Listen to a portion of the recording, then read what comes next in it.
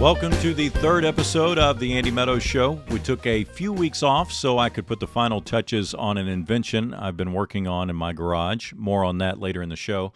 We've also got a great redneck roundtable coming up where we'll discuss our significant other's cleanliness habits that annoy us, what I have in common with P-Diddy, and the exact date the world will end. But first, your headlines.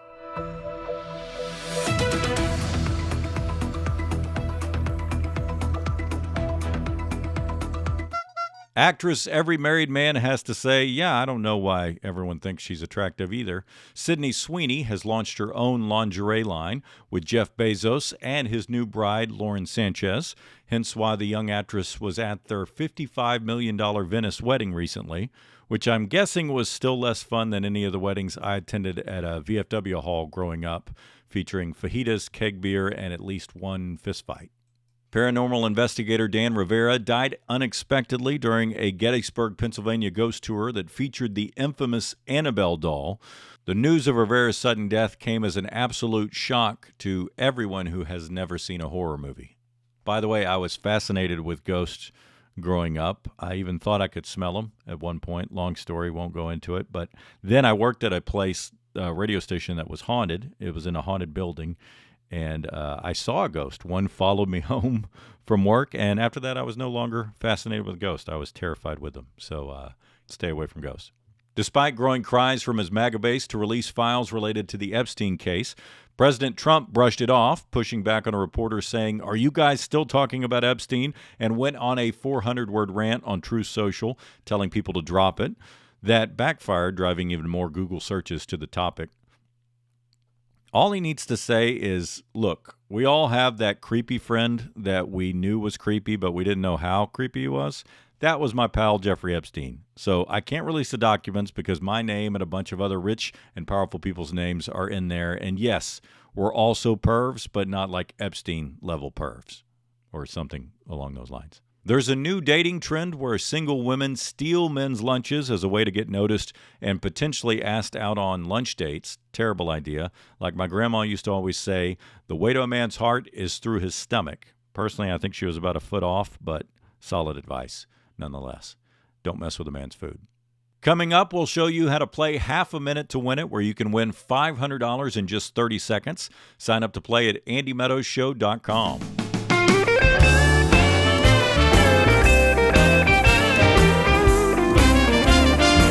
What is with the shirt? Why do you think this is a good idea? Who told you that you should wear these things?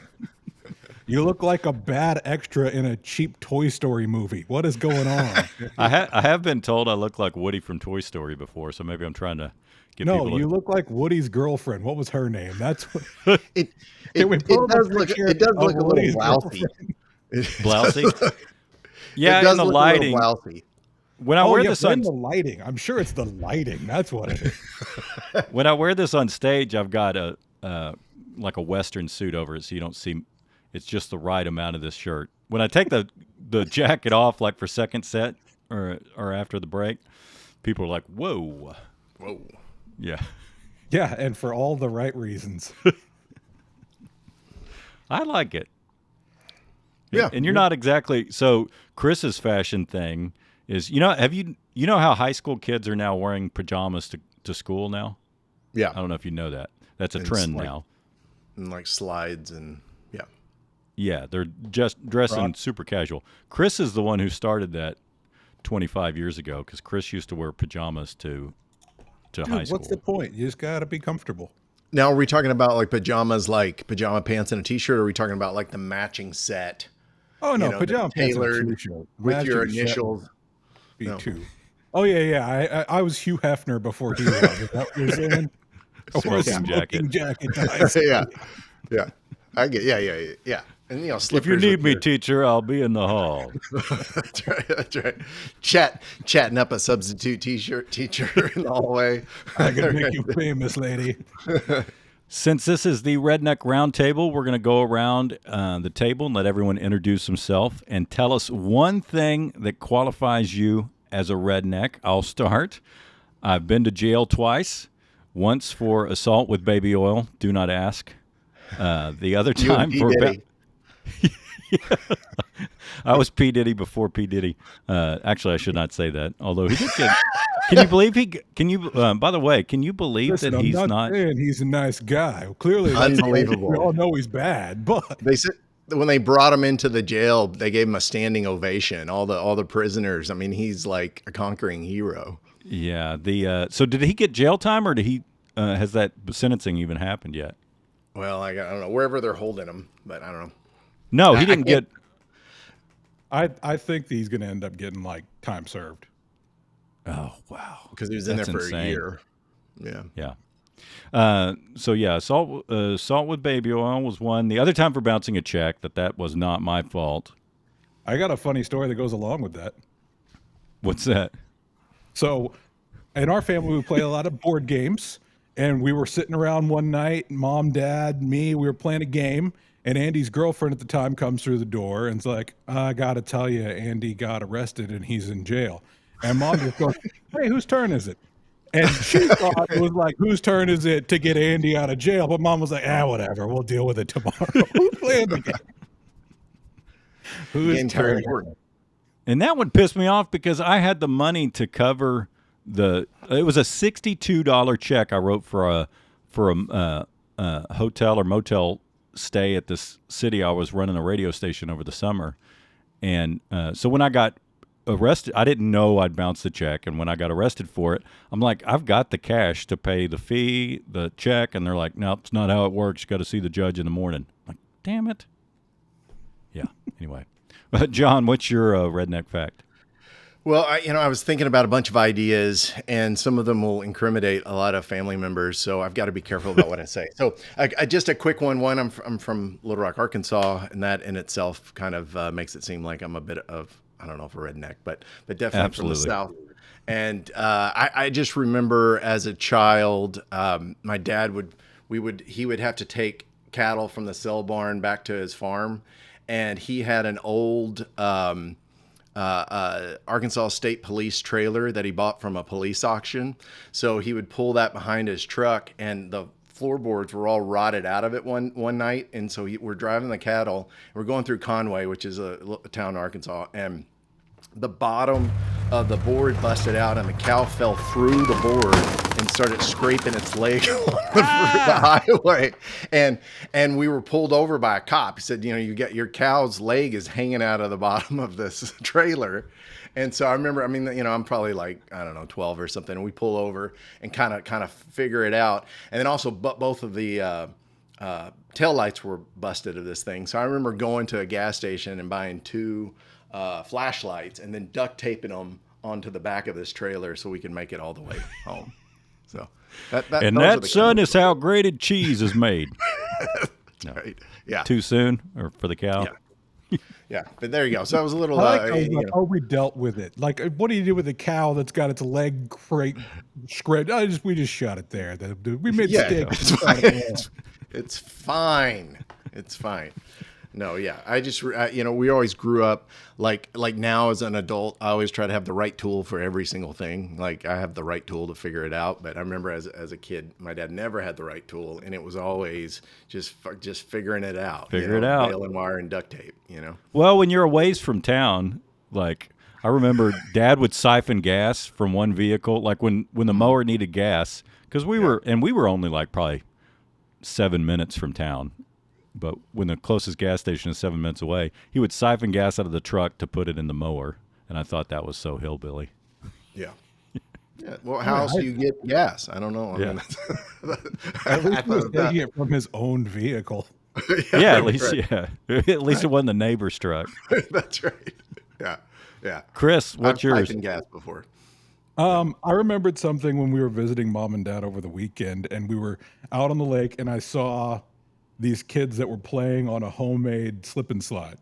And it was like one of those Dexter rollout, paint cloths that was super long. And I was like, those are probably $12. Why did we not have those when we were a kid at least? Because what we would do is we would just turn the yard into mud and just slip and slide in the yard on the mud, usually in our underpants. And yeah, that was fun. Mom was like, oh, you need entertaining? Just take the hose into the yard. Yeah, but when you got And three make 'em love boys, slip and slide. because the mud adds to the fun. When you got three boys, I mean, that's half the fun is getting dirty and traipsing mud through the house. And That's right. I'm sure, yeah. but it was also to save was $12 on the pretty tarp. Right. Have you seen one thing I want to try that looks really fun? Have you seen the kickball slip and slide that some people do? No. Sounds You dangerous. Oh yeah, like on the bait, like you run. Yeah, you set up a slip and slide between the bases, and you got to kick the ball and then slip and slide into first. Looks really fun.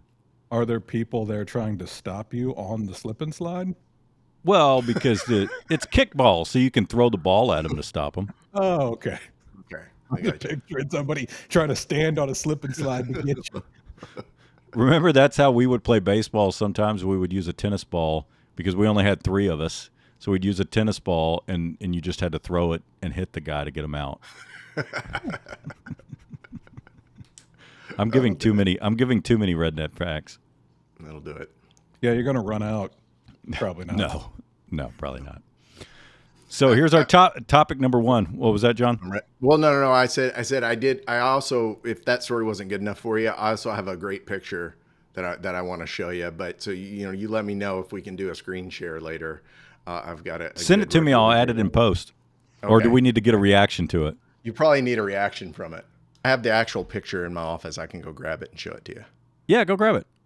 How can I kind of like prove I'm a redneck? But see, there's a special type of redneck, an Arkansas redneck. So this is me. If you can see this, see if it'll focus on it. Yep. That is me with Johnny Cash. And it looks like I just got off the set of The Chronic, the way I'm dressed. and then that's my niece, and I'm 14, and I have a 12-year-old niece. That's about as tall were you as How tall were you at 14? Yeah, I was pretty tall. tall. The one on the right. yeah, right. No, that's me.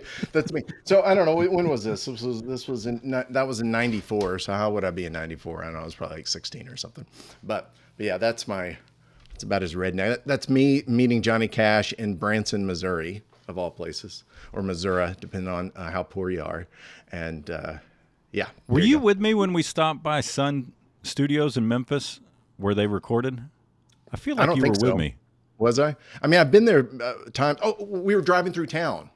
Yeah, we're coming back from Nashville. Yeah, that's right. That we were coming back from the country radio seminar thing. Chris, have you ever been to that Sun Studios? No. It's where Johnny Cash, Elvis, so many of them recorded. Yeah. Yeah. In the movies, it's always this tiny little house. It is little. Small. Yeah, it's a little spot. Yeah. Yeah. Carl Perkins, Jerry Lee Lewis. All those guys, they all got their start there with Sam Phillips. Yeah. Remember, it was the $1 Million Quartet. Yep. Because they have a picture of like all four of them. Yeah. Singing. It's also a great scene in Rattle and Hum if you're a U2 fan. Okay. Topic one. All right. Scientists predict the end of the world in exactly 1 billion years. What's your best guess on how the world will end? I don't think it's going to take 1 billion years, but what's your best guess on how the world will end?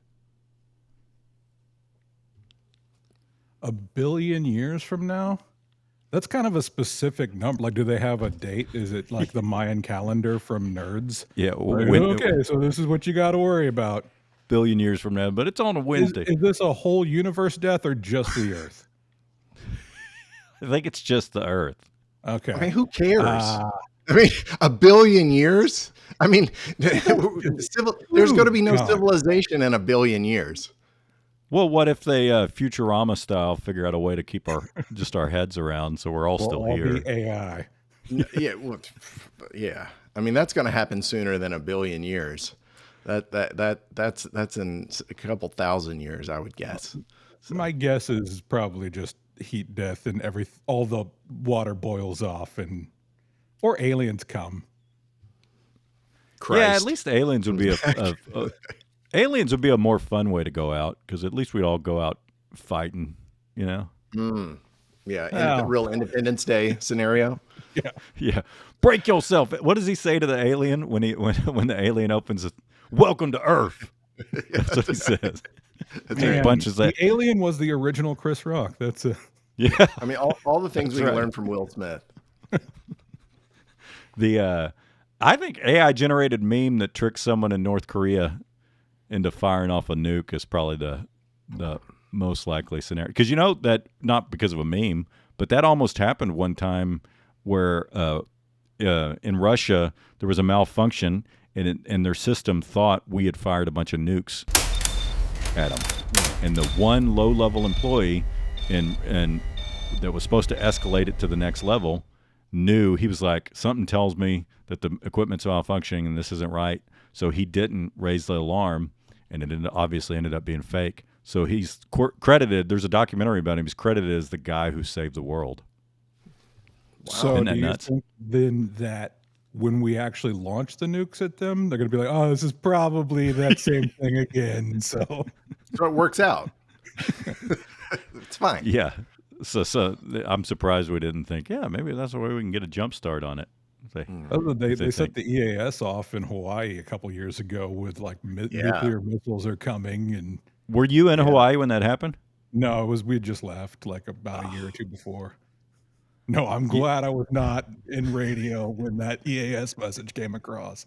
Good. Man, that was scary. Yeah, everybody got it on their phone too, right? Yeah, that's what they do now with the iPod system. It just sends it everywhere. So basically, everyone in Hawaii thought the world was going to end for like 30 minutes, right? Yeah. I'm surprised there wasn't chaos and looting. Yeah, I read about it in Tulsi Gabbard's book. You know, she talks all about it, like how she called her friends and family, and they all called her. It was like, you know, it's all over. Luckily, it was Hawaii where they're super laid back. If that had happened, super chill anyway. It's like New York or something. Yeah. Oh man, the bombs are coming. All right, that's fine. let's get a wave in before they hit. As usual, this second topic is a settle an argument one. When going out to eat with friends, do you split the bill evenly, or should everyone pay based on what they ordered? Oh, dude, there are two ways to do that. You either pay the whole bill or you split it. You don't go, well, okay, so I had the steak and then I had iced tea, so that's $27 for me. No, you don't do that. Good Lord. Are you the one that's doing that, Andy? Are you this cheap ass that's like, okay, so... As soon as we start breaking it down, I'll just take the bill and pay for it. You know, I have some friends that they've got twins, and I just, you know, my wife and I, we each have a daughter, so they have one extra, and we'll go out to eat. And I'm always like, you know, my buddy Jason, he'll cover it, or you know, we'll cover it, or we'll split it. But like at, you know, midnight that same night, I'll get like $7.50 Venmo'd to me from his wife, who wants to make sure that we're all okay, you know. And so I'd rather just split is that it's gonna be, if you're splitting a check, it's gonna be $10 one way or the other, probably. So why are you even trying to do this? Can I present a counter argument? Sure. Because so I have a lot of friends who order incredibly expensive bottles of wine, and they don't ask. They just say, because sometimes they'll go, does everybody want wine? And if someone at the table doesn't know, I'm like, no, I don't want your bottle of $200 or $250 wine. I'll get my own wine or something like that. And then the bill comes and they want to split it. And it's like, dude, you're the one who ordered the $250 wine. I'm not paying for half of your freaking $250 wine. So to me, that's different. If you know that that's coming, just drink the wine with them. Yeah, that's true. Okay. Yeah. Don't be like, oh no, I'm not going to do that. And then no. You just Jill makes fun of me because the way I order wine at a restaurant that she thinks is really hillbilly is I say, what's your second cheapest red? And then I get that, whatever bottle that is, that's what I get, because the second cheapest one's always pretty good. The cheapest one's always their crap wine. Yeah, you should say reasonably priced instead of cheap. No, he says cheapest, I'm sure. I'm shopping online. I'm going to sort by price, and then we'll pick number two.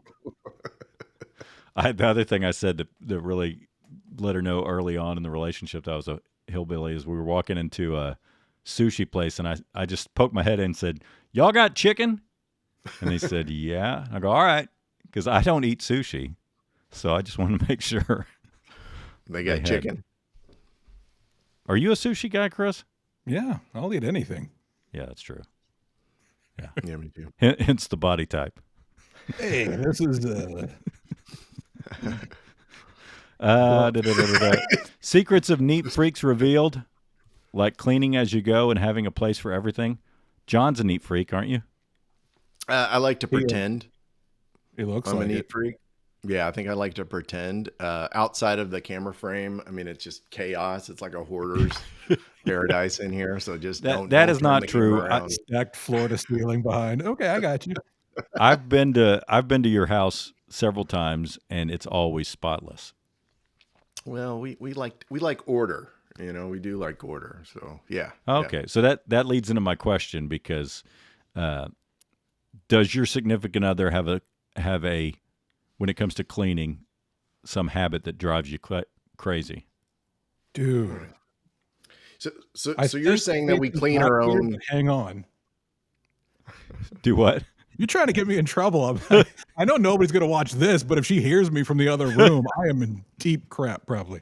No, the one thing that annoys the crap out of me is we have a very nice kitchen, and it's got this weird dishwasher setup where there's two drawers. So there's a top drawer and a bottom drawer. They're both separate dishwashers. And Stacy hates it. And so she just says, I'm going to do the amount of dishes that fit in there and nothing else. So she's the one that is responsible for the dishes because I do all the cooking. And she does a portion of the dishes and says, okay, that's it. That's all we get. So there's always dishes. I think that's a smart hack she's figured out. What, to just do part of a chore and walk away from it and go, I don't know, man, it's a crappy dishwasher. But the reason you're like that is because that was mom and dad's rule growing up. He who cooks does not clean. So whichever one cooked, the other one did the dishes, which I think is a good way to do it. That doesn't seem like it applies anymore at the house. What about you, Reynolds? Does your wife have any habit cleaning wise that drives you nuts? I mean, particularly, things used to bother me, like when we first started living together, you know, after we were married, like the kitchen could not have any appliances on it. So that's a big deal. So like all of our appliances are put away. In fact, when I built you got to our go house, hunt for the toaster? yeah, I built a pantry big enough that all the appliances could go in the pantry. So you can just go in there and use them. So you can close them off. So that's like a thing. It's like we want very clean shelves and our countertops in our kitchen. But you know, you just kind of adapt to it. My wife does that too, and we fight because somebody will want to give us something, and I'm like, an appliance, and I'm like, yes, definitely, because it's a $200 whatever, and she's like, no, we don't have any more counter space room on our counter for it because all the appliances have to go up in something, and then it takes twice as long to make toast or you know, whatever, because the appliances are hidden. Neither Jill or I are neat freaks. We're both have bad habits, and we feed off each other's bad habits, which is You stack crap on top of each other's crap is what's going on. makes it even worse. So like, Giant piles of whatever's behind John's frame over there is what Andy's house looks like. but we do mom and dad. Remember the way mom and dad would have us clean as a kid? That's what. So when people come over to our house, if it's not a pop in, if you pop into our house, you'll see how we really live. But if we know you're coming a week in advance, we do the rush to clean and make it look like we're civilized. And hope nobody opens the closet door. Yeah. That's what you just stuff it all in. And I, like you said, a week in advance. It takes you a week to clean your house. In advance. Oh yeah, well, if we know a week in advance, we can have it looking presentable.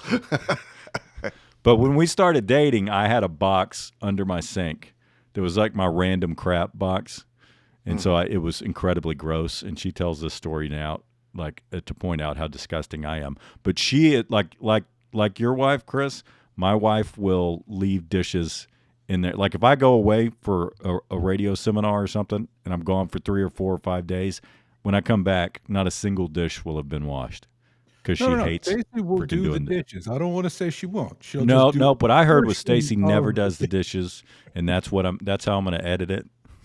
Okay, great. I'll be moving in with you soon then. Now, I am going to do a follow-up thing at some point where I'm going to call a segment "The Wives Weigh In." So anybody who was on a panel that I'm going to have their wife on and let them respond to whatever they said annoys them. That way, I'm trying to ruin marriages with this show. Great. Yeah, I mean, whatever is entertaining. Yeah. It's fine. First band you saw live? Beach Boys. Was it really? Great. On drums. Do what? Beach Boys with John Stamos on drums. Man, that's like a dream of mine. I wish I would have saw that. Yeah, I was such a Full House fan, and then I found out that back then, because they were on an episode of Full House, and I found out that he played drums for them. Yeah, that would have been awesome. What who was their original drummer? I think they've had many. I thought drummers were kind of like the cycle in. You know, the main guys were the. That's the annoying thing about John Stamos is because I mean He's incredibly good looking still. he's incredibly good looking and he's a phenomenal drummer. Mm-hmm. He's just one of those lucky guys and a decent actor. I mean, it's not like he's a freaking Academy Award winner, but he's a. He just hasn't been given the right role, Andy. That's what it is. Man. So he was in that. Did you watch the Jeff what's his name roast, the 2025 thing that was on Netflix? Tom Brady roast? No, it wasn't the Tom Brady roast. It was the same guy, the roast master that does all the Jeff Ross. Yeah, Jeff Ross. They did a roast 2025, and John Stamos played in the band, and they had a little interaction. It was kind of funny. But one of the comics, Sam Morril and Mark Normand, were up there doing something, and Mark Normand said something to. They got into a tiff, and they cut it from the final thing. But I heard him talk about it on a podcast, and I want to know what he said to Stamos that really pissed John Stamos off, because I'm sure it was something really funny. yeah. Oh, I That's think it great, was man. about Rebecca. If you got to cut Romaine something from Stamos. a roast, you know it's bad. Yeah. Yeah. Well, because that Tom Brady roast, good God, dude, the things that he let him say about him. Yeah. Do you think Tom Brady gives a crap anymore? He's like, yeah, That's true. Go ahead. I'm Tom Yeah. Brady. I'm the GOAT. What did you answer the band question? No, you know, I was thinking. I mean, my whole life since I was a baby, I always went to shows, so I've seen everybody. But last night, my wife and I went to the Boots and Roots show, which is Colin Ray, Sammy Kershaw, and Aaron Tippin doing all three of the guys on stage together, and it was phenomenal. I mean, it was 90 minutes of all hits. They sing, they come out and sing like real fast songs one right after the other. Then they each did like a 20-minute set and then came back together again and then sang songs of theirs, but also like cover songs. And it was awesome. Packed house. And it was Everybody sang their one hit, and then no, I'm kidding. Yeah. No, I mean, man, it's funny. Like Sammy Kershaw how had great- several. Yeah, well, man, Colin Ray had a ton. I mean, he had Colin a Ray, ton yeah. of number ones. Yeah. Yeah, he's a ton of number ones. And Aaron Tippin it was funny. Aaron Tippin was still like ripped, and he was just like, he was great. They were running around on stage having a good time. It was a fantastic show. It was awesome. There you go. I'm pretty sure mine was also country, but we grew up in Junction, Texas, and there wasn't a lot of big names that came through Junction. Yeah. So I'm sure the first concert I saw was probably a no name, but George Strait was probably the first big act I think I great. saw, and he was obviously amazing. We always had the Arkansas State Fair and rodeo, and it was every year and it was a week long, and the rodeo was every night, and they would have a country, artist. So like between the 80s and 90s when I was a kid, that's when I would go to this, and I saw everybody come through town. I mean, like everybody, like George Strait played it. I saw Garth Brooks played it, I mean, it's, the little rodeo. It was something. Yeah. Yeah, and Garth gets some crap sometimes, but man, I tell you, so I've seen him a couple times, and I've never seen someone with that much passion. You know what I mean? Yeah. He literally breaks down and starts crying I know. every show. Yeah. That or he's Yeah. tortured. Maybe Tom Segura is right, and he's a secret serial killer. I like how you're Yeah, like, it could be. because he can cry on command, clearly. We saw him in Vegas when he had his one-man show at the Wynn, which was pretty cool because it's just him and an acoustic guitar, no band, and he played all the songs from his childhood and walked around the stage and talked about it. And then 2 years ago he came to. So I live in South Bend, Indiana, and he played at Notre Dame Stadium again, and that's 80,000 people, and so I've seen him small intimate show of about 400 people to 80,000 people. Did he cry at both performances? He did both. Yeah. Yep. Well, he won me over because I saw him in San Antonio and home of George Strait, of course. And so after one of his encores, he came out with just his acoustic guitar and said, "We're here in San Antonio. I got to do some George Strait tunes." And he sang just him and his acoustic. He did a bunch of George Strait songs. That's awesome. I thought that was really cool.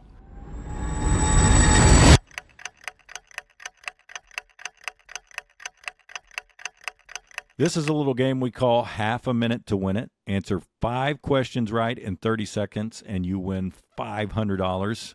Only first answers count. If you don't know one, you can pass, and if there's time left, we'll go back to it. You'll hear 3 beeps, and then I'll start. Chris, are you ready to play? I am ready. Whose chart-topping hit, Paint the Town Red, inspired a recent TikTok dance challenge? Pass. In which organ of the human body would you find the Isle of Langerhans? The kidney. What is 13 times 4? 32. Who wrote the play A Streetcar Named Desire? Miss Williams.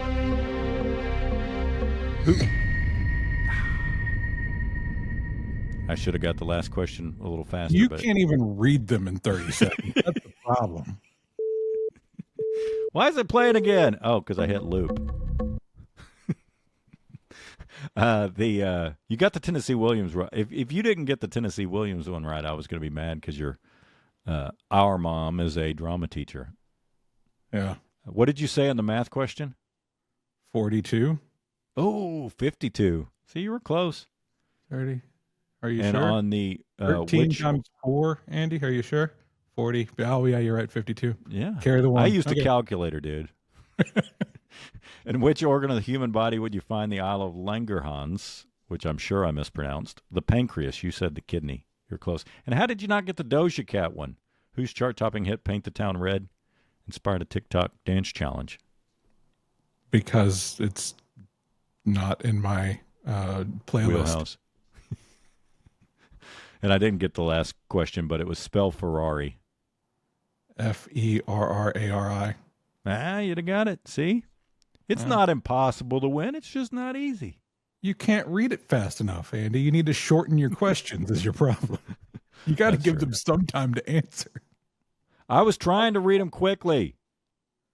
I don't have my right, so I have my progressive lenses on. If I put my computer lenses on, which is what I should be wearing for this, I look like Mr. Magoo. Just increase your font size, dude. It's on the screen.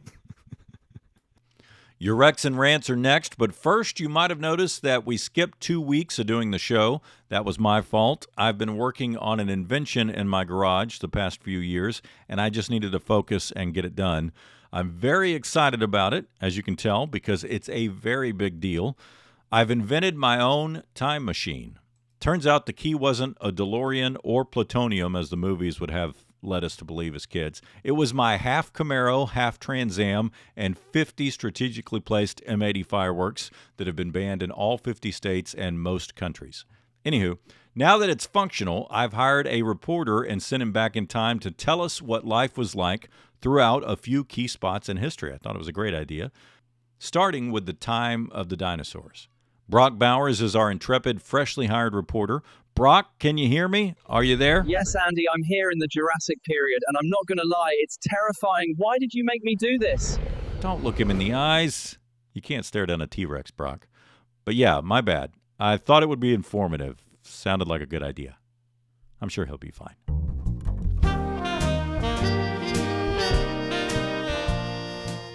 My recommendation, donate to Texas flood victims. My old hometown of Kerrville, Texas, was hit hard recently. They're still searching for victims, and they'll be cleaning up and rebuilding for quite some time. If you've got any money you can spare, here's a place to donate.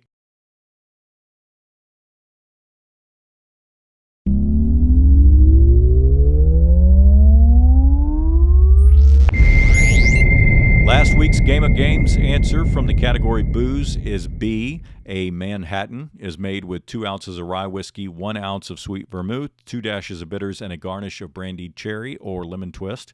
I'm an old-fashioned man myself, but I wouldn't turn down a good Manhattan either, or essentially anything with whiskey or bourbon in it. That will be in one of our upcoming Game of Games live on social, YouTube, and on-site coming soon. Winners take home $250 and a spot in the semifinals to win more money and a trip to Vegas for the finals. Sign up now at andymeadowsshow.com. Here's today's question from the category Famous Quotes. Who said, if you want something said, ask a man. If you want something done, ask a woman? A. Margaret Thatcher, B. Joan Rivers, or C. Hillary Clinton? Answer now at andymeadowsshow.com. That's it for today's show. We'll be back next week with a new episode of The Andy Meadows Show, also coming soon to your favorite podcast platforms.